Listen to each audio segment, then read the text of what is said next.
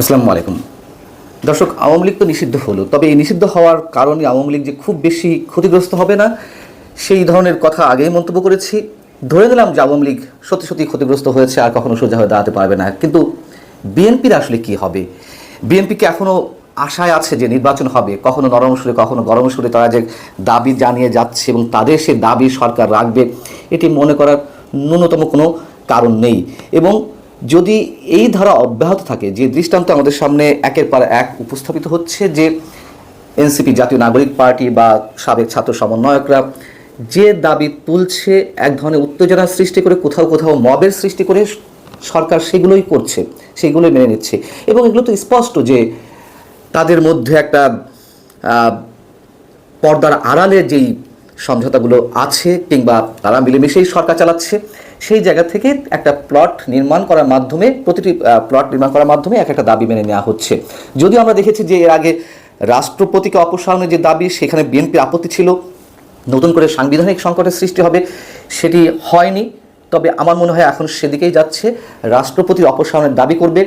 পরবর্তীতে হয়তো তাদের যে দাবি বিপ্লবী সরকার গঠন করা, সেটি তারা করতে পারে। এবং তার মধ্য দিয়ে তাদের যে সুপ্ত আকাঙ্ক্ষা, সুপ্ত ঠিক নয়, প্রকাশ্য আকাঙ্ক্ষা, যে এক্সিস্টিং সংবিধান ছুঁড়ে ফেলা, বিপ্লবী সরকার গঠন হলে সেই সংবিধানের আর অস্তিত্ব থাকবে না।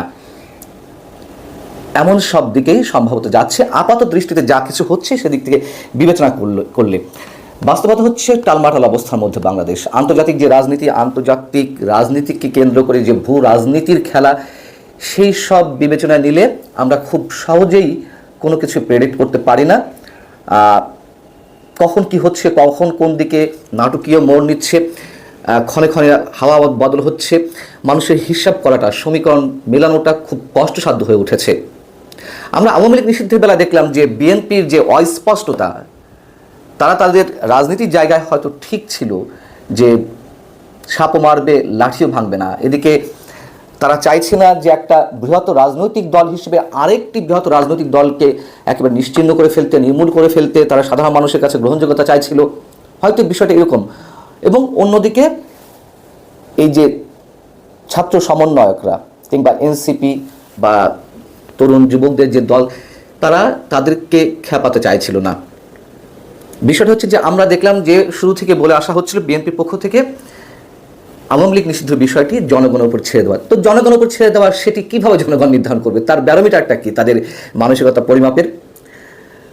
হঠাৎ করে আমরা দেখলাম গত শনিবার, যখন একটা, সে যে কটি রাজনৈতিক সংগঠনই থাকুক না কেন, একটা উত্তাল পরিস্থিতি তো তৈরি করেছে সরকারকে চাপের মুখে ফেলতে, সেটি যদিও নাটকীয়তার মধ্যে বা একটা নাটক মঞ্চস্থ করার মধ্য দিয়ে। মির্জা ফখরুল ইসলাম আলমগীর শনিবারই একটি অনুষ্ঠানে বললেন, সমাবেশে, যে দেশের 18 কোটি মানুষ চায় না আর আওয়ামী লীগকে দেখতে। তার মানে কি? তারা আসলে কোন অবস্থায় ছিল? এইগুলো করে তারা যদি মনে করে যে সরকারকে খুশি রাখতে চায়, ওই যে বলছিলাম শুরু থেকে আমি বলে আসছি, কখনো নরম কখনো গরম কণ্ঠে, সেটি করে তারা নির্বাচন আদায় করতে পারবে, প্রশ্নই ওঠে না।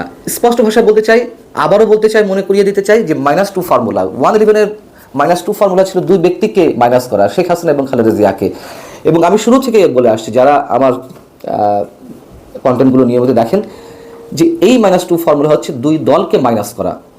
সেই দুই ব্যক্তিকে মাইনাস করার মধ্য দিয়ে আর সীমাবদ্ধ নেই। আওয়ামী লীগ নিশ্চিহ্ন করার পথে হাঁটছে সরকার, পাশাপাশি বিএনপিকেও মাইনাস করবে। এখন ধরে নিলাম যে একটা নির্বাচন হলো, সেই নির্বাচনটি সুষ্ঠু হবে কোনোভাবেই আমরা আশা করতে পারি, এবং সেই নির্বাচনে বিএনপি ক্ষমতায় আসবে। যা কিছু দেখা যাচ্ছে, এই রাজনীতি বাংলাদেশের মধ্য থেকে আর নিয়ন্ত্রিত হচ্ছে না, এটি অবশ্যই রিমোট কন্ট্রোলের মাধ্যমে নিয়ন্ত্রিত হচ্ছে। নিঃসন্দেহে আমরা এই কথা বলতে পারি, একটা বৃহত্তর শক্তি বাংলাদেশের সব কিছুকে এখন নিয়ন্ত্রণ করছে। আমরা যদি সেনাপ্রধানের কথায় আসি, সেনাপ্রধানের কি পরাজয় ঘটল? গত 25 ফেব্রুয়ারি তিনি যে বক্তব্যটি দিয়েছিলেন, সারা বাংলাদেশের মানুষের মনে রেখাপাতের সৃষ্টি করেছিল।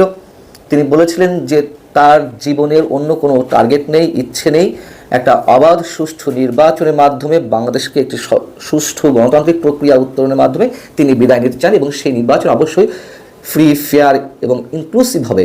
সেই ইনক্লুসিভ নির্বাচন বলতে অবশ্যই তার মধ্যে আওয়ামী লীগের কথা ছিল, আমরা এটা ধরে নিতে পারি। এবং তিনি তো পরবর্তীতে এই যে সার্জিস আলম কিংবা হাসনাত আবদুল্লাহ, তাদের কাছে তিনি তার অভিমত ব্যক্ত করেছিলেন যদি রিফাইন্ড আওয়ামী লীগ হয়ে আসে। আমি এটা পার্সোনাল তার মন্তব্য, এটা আমি কখনোই ধরতে চাই না। এটি দেশের প্রয়োজনেই একটি সুষ্ঠু রাজনৈতিক প্রক্রিয়ার মধ্য দিয়ে এগুলোর জন্য তিনি এই মন্তব্যটি করেছিলেন। কিন্তু আমরা দেখতে পেলাম যদি আওয়ামী লীগ নিষিদ্ধ থাকেই বা চূড়ান্তভাবে আদালতের মাধ্যমে নিষিদ্ধ করা হয়, তাহলে সেনাপ্রধানের সেই ইচ্ছের প্রতিফলন আর দেখা যাবে না। এবং আপাতত পর্যন্ত আমরা ধরে নিতে পারি যে সেনাপ্রধানকে এক ধরনের চ্যালেঞ্জের মুখেই সম্ভবত ফেলা হয়েছে, সেটি জাতীয় নাগরিক পার্টি, এনসিপি কিংবা জামায়াতে ইসলামী অথবা বিদেশি সেই শক্তি, এটি হতেই পারে। আমি শুরুতেই বলছিলাম যে কোনো কিছু খুব সহজে প্রেডিক্ট করা যাচ্ছে না। এখন যেভাবে বাংলাদেশের রাজনৈতিক যে টালমাটাল অবস্থা, তাতে করে আমরা নিশ্চিত করে কিছু বলতে পারছি না। তবে এটাও সত্য, মানুষ এখনো পর্যন্ত সেনাবাহিনীর দিকে তাকিয়ে আছে। কেন আমি কথা সেনাবাহিনী তুলছি? আবারও সেই পুরনো কথা বলতে হয়। 5 আগস্ট অবশ্যই সেনাবাহিনী একটা বড় রোল প্লে করেছিল। সেই জায়গাটিতে যদি সেনাপ্রধান না থাকতেন, তাহলে বাংলাদেশ আরও ভয়ঙ্কর বিপর্যয়ের মধ্যে যেত। যেহেতু তিনি মানুষকে আস্থা রাখতে বলেছিলেন তার উপরে, সেই জায়গা থেকে মানুষ এখনও সেনাবাহিনীর দিকে তাকিয়ে আছে। তারা বা সেনাপ্রধান কতটুকু সফল হবেন কি হবেন না আমরা সেটা জানি না, তবে মানুষ তাকিয়ে আছেন, এটি বাস্তবতা। এবং যে বিদেশি শক্তির কথা বলছিলাম, নির্বাচন হবে কি হবে না, অনেকেরই আশঙ্কা যে বাংলাদেশ আফগানিস্তান হতে যাচ্ছে কিনা। এবং এর পেছনে যে বৃহত্তর শক্তি আমরা যেটিকে এখন মোটামুটি দৃশ্যমান দেখছি, যুক্তরাষ্ট্রের খেলা মিয়ানমারকে কেন্দ্র করে, যদি সত্যি রাখাইনের উদ্দেশ্যে বাংলাদেশের কথিত মানবিক করিডোর দেওয়া হয়, সেক্ষেত্রে আন্তর্জাতিক যে খেলা শুরু হবে, সেক্ষেত্রে বাংলাদেশ তো ওয়ার ফিল্ড বা ব্যাটেল ফিল্ড যেভাবে বলি না কেন, সেই জায়গাটিতে যাবে। এটুকু আমরা স্পষ্ট করে বলতে পারি। যারা খেলছেন এই খেলাগুলো, আমার স্পষ্ট ধারণা শেষ মুহূর্ত পর্যন্ত তারা সফল হবে না। এখন সেই শেষ মুহূর্তের মাঝখানের সময়টা কতখানি, আমি সেটিও স্পষ্ট করে বলতে পারছি না। তবে মাঝখানে যে সময়টুকু, শুধু সেটুকু জানি যে সেখানে কি ঘটবে, ব্লাডশেড ঘটবে, অনেক রক্তপাতের ঘটনা ঘটবে, অনেক মানুষের প্রাণহানি হবে। কিন্তু এটুকু নির্দ্বিধায় বলতে পারি, এই মেয়াদটি, মাঝখানের মেয়াদটি যাই হোক না কেন, 1 বছর, 2 বছর, 25 বছর, 30 বছর, আমার কথা শুনতে হয়তো খারাপ লাগতে পারে, কিন্তু শেষ মুহূর্ত পর্যন্ত সেই শক্তি টিকবে না, এটুকুই অন্তত আমার দৃঢ় বিশ্বাস। খেলার বাকি আছে অনেক, তবে সেই খেলাগুলো নিশ্চয়ই আমাদের জন্য ন্যূনতম সুখকর কিছু নয়। আল্লাহ হাফেজ, ভালো থাকুন সবাই।